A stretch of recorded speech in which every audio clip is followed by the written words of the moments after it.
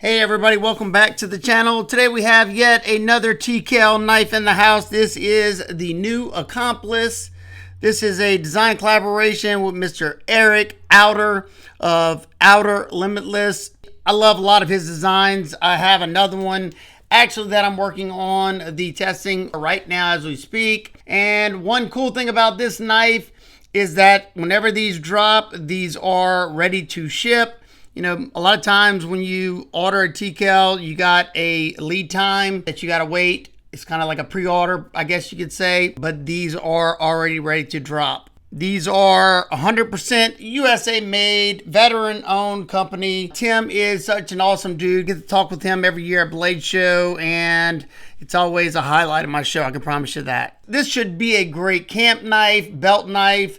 You know, whatever role, maybe EDC for you. It's a little bigger for EDC for me personally, but I love the overall knife itself. It's coming in at 8.13 inches overall. It has a 3.75 inch clip point blade of ADCR V2 with their nickel boron T1C plating with their Recon distress finish on there. I absolutely love that finish. The plating itself has an 80 plus HRC, so it's gonna be super scratch resistant. And plus you have this step milling on the blade that should also aid in scratch resistance. Not to mention ADCR V2 is an extremely tough steel. It's an outstanding steel for a fixed blade, and they Rockwell it to 60 HRC, and we're gonna put it to the test in just a little bit. You do have a little top swedge to thin out the tip just a little bit to make it a better piercer, but you definitely have enough meat there that you should be able to twist and turn with it.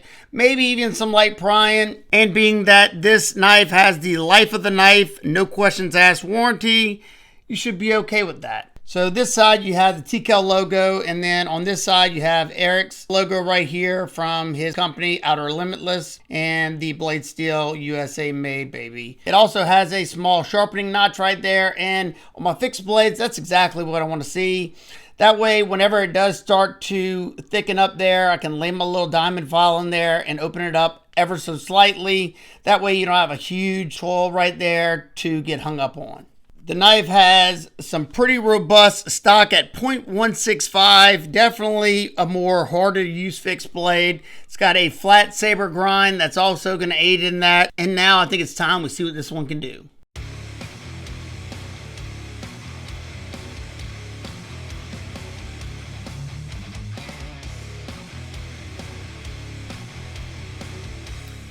Man, this is the sharpest Tkell knife I've ever gotten out of box, and they always come crispy sharp. If you've ever owned one, you know what I'm talking about. And it has such a good edge. It's making this, you know, harder use knife feel like a super slicer. It's going through this single wall cardboard rather easily, and you wouldn't probably feel any resistance unless you got into like the double or triple wall cardboard. And is that what you're buying this knife for? Probably not. You know, I test EDC knives so that I do my normal EDC testing. We'll do a little bit of extra stuff toward the end, but you know, for the most part, like right now, I'm testing ergos, and that's how I test. That's what I'm going to continue to do. And this one is extremely comfortable. The grippiness on the textured G10 is perfect. It's not bothering me at all. It's a very neutral handle. You got enough hand fulfillment in there to where I can get some harder cuts into the wood without any problems. And this is where I noticed how incredibly sharp this one was. It's got so much bite to that edge that it's making this 1/2 inch thistle rope cutting a breeze. Y'all know how much I hate doing this cutting, but it was doing so well that I cut a lot more than I would normally cut. I usually cut about 50 cuts since I'm not really testing for edge retention. But I also wanted to see what this ADCR V2 at 60 HRC, you know, was capable of.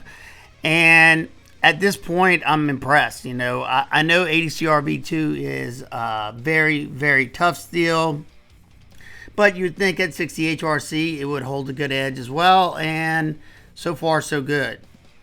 You got a perfect amount of belly to do this type of cut on a flat cutting surface rather easily. and I'm not seeing any signs of resistance. You know, even with the step milling on the blade and the coating or the plating that's on here, no problem yet. We will be cutting some more denser things after this, but at this point, I'm happy with the way this one's performing. Tkell makes such a good product, and I hope y'all are seeing this before the drop. We just lost power, so I guess y'all know more. Y'all know before I do. You can use this tip, being that it's a straight clip, but I find it just to be easier to use the belly.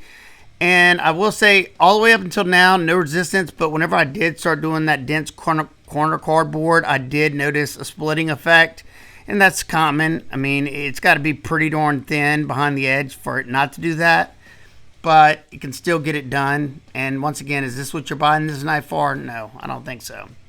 But, I mean, never slowed down a bit. And I wanted to see what size log, if you like to baton with your knives, what it could do. So I just had a smaller piece, and it can definitely get done. This is a kiln dried piece of wood, so it was a very hard piece of wood. You had to like pull it apart right there. Just showing here that yes, you can strike a ferro rod if you make fires. If you take this as your camping knife and you need to strike a ferro rod, you can do that. But so far, this one was an absolute joy to test.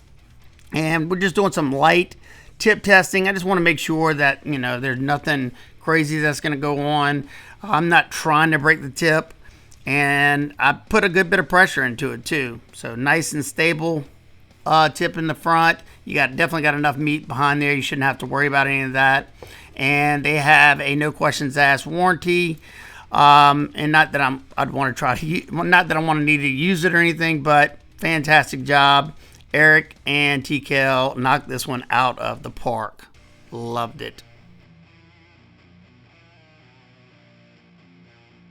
This knife performed outstanding. I was a little worried because it is a thicker knife, but it had a phenomenal edge from Tkell. They made this one so stupid sharp that it didn't matter that it was a little thicker. The only time I ever noticed any resistance is whenever I was cutting the second piece of tubing, because it kind of collapses on the sidewalls and that dense corner cardboard. But I'll be honest, some thin slicey folders struggle on that sometimes. So, that's not a big deal, especially I don't think most people are gonna buy this for that type of cutting, but I just like to show you that it can do it if you want to do it.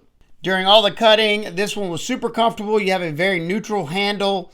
The thicker stock and these G10 scales fill out the hand nicely. No matter which grip I held it in, it's nice and comfortable, nice and locked in. If you're holding it in that reverse grip, the butt of the knife is rounded over, so it's nice and comfortable. And then you have a guard that's set up right here, so you don't come sliding up on that blade. Just as y'all saw whenever I was doing the tip testing, I was hitting it pretty darn hard, and not once did I feel like I was, losing traction, especially with the texture grip on these G10 scales. Tkell offers a wide variety of grip options. You can get it with the texture, without the texture. You can get it in G10. I know most of them, they offer micarta options. Sky's the limit, and you can really customize your fixed blade to your needs. The sheath on this one is a nice low profile sheath. Calls it their slimline ambidextrous kydex sheath, and mine has a horizontal clip on it. I think these come with a vertical multi-clip belt clip option.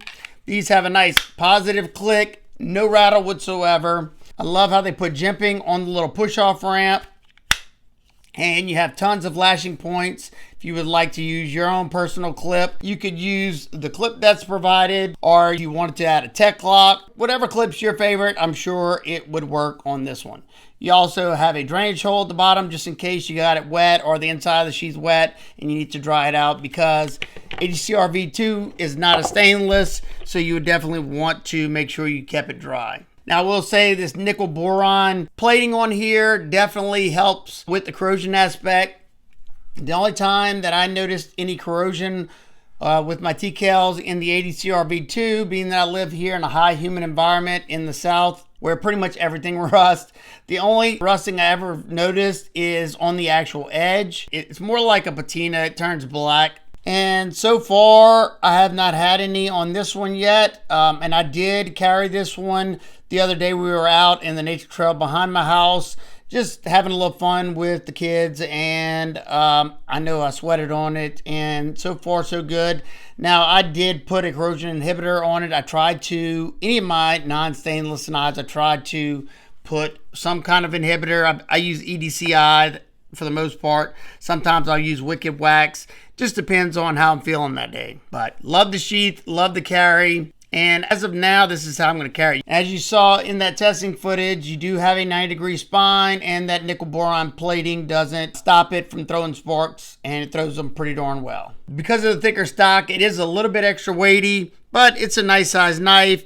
Without the sheath, it comes in at 6.65 ounces, and with the sheath and clip, this one comes in at 8.38 ounces. So not bad at all. Like I said, especially not for a belt knife. I don't mind that in the least, and I didn't find it to be cumbersome at all. It carried really nicely. Now for some quick size comparisons. As you can see, it's a good bit bigger than the Tkell Raider and the Tkell Combatant. And here it is next to the Tkell Night Stalker and a BGM Knives Quaken. And it's a little bit smaller than the Hinder Knives Emmett, and it's a little bigger than the White River Knives Ursus Cub. It's also a little bigger than the Ontario Rat 3 and the Very Good Knife Company Hornet. And as you can see, it's smaller than the K-Bar Becker BK16, and it's just about identical to the Buck, I think it's Skinner. And lastly, it's a little smaller than the Joker Campero, and it's just a hair longer than the Line Steel M4. Almost forgot about my locking folders. It's just a hair shorter than the Spyderco PM2 and the Hogue Ritter RSK. And lastly, it's in the middle of the Ontario Rat 1 and 2. And being that absolutely no knife's perfect, what are my nitpicks and complaints? I really have some minor things, and that's about it.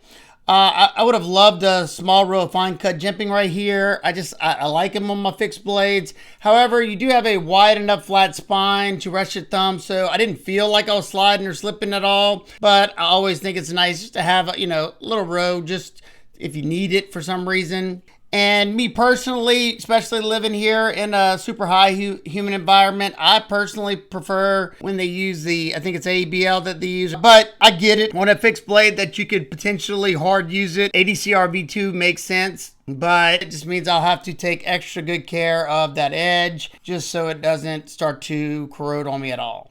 That said, like I said earlier, I did carry it, sweated on it, and looks like my corrosion inhibitor is working. And what are my final thoughts? Well, when you buy a Tkell knife, you're supporting USA-owned businesses, not to mention a veteran-owned business. And for me, at least, it's a pride of ownership. I review a lot of knives, but whenever they're non-USA made knives, I don't get that same attachment to them like I do, all the other ones that I review. And it's just a pride of ownership. These knives are meant to be used and used hard, and they can definitely take it. I've used some of my Tkells very, very hard, doing some questionable stuff, and they've handled it with a breeze. I think this is an attractive looking knife. I think this would serve somebody for a lifetime. It's a comfortable knife in hand. It comes with a fantastic sheath out of box. I bought in so many fixed blades to where I had to get a sheath made for it. It's one thing about Tkell. They do such an amazing job with every aspect of the knife. You can go on his site and pretty much spec out how you want a knife, especially the ones that aren't already made, ready to ship. Now with this one, it's already made, ready to ship. So I don't know if they offer it in any other steel, but I think the ADCR V2 makes sense for this one and any other big fixed blades. It's more so the smaller ones that I would much rather a stainless, because that ABL is extremely tough steel too, especially when you have thick stock, a good thickness that can support harder use. It's going to be perfectly fine. But if this one does it for you, I can highly, highly recommend it. Now, like I said, it's a USA made knife. It's a collaboration piece with a US designer. So it's going to carry somewhat of a premium price tag. And I don't think this one's out of line at all at $275 for everything I just talked about. I definitely don't think you'll be disappointed at all. And this will definitely not be the last Tkell that y'all see on this channel. I have loved every single knife that I've reviewed from them. They've all performed great. And I've never once had one that, had something wonky with it. They all came extremely sharp.